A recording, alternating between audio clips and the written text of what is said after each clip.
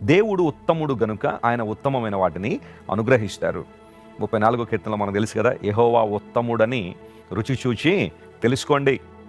దేవుడు మంచివాడని కేవలం పుస్తకాల్లో చదవడం కాదు, లేకపోతే ఎవరో చెప్తే వినడం కాదు, కానీ మనకు మనంగా వ్యక్తిగతంగా ఎక్స్పీరియన్స్ చేయాలని దేవుడు కోరుతున్నాడు.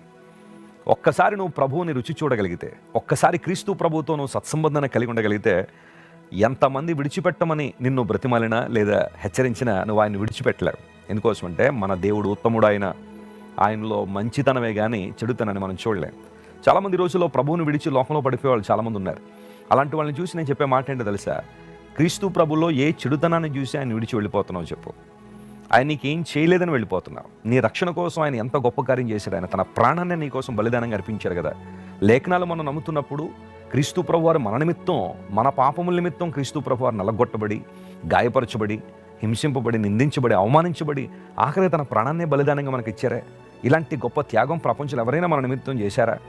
మరి అలాంటి ప్రభువున మనం విడిచిపెట్టాలనుకుంటుంది, అలాంటి దేవుణ్ణి విడిచి లోకంలో పడిపోవాలనుకుంటుంది. రా, నీ దేవుడు మంచివాడు.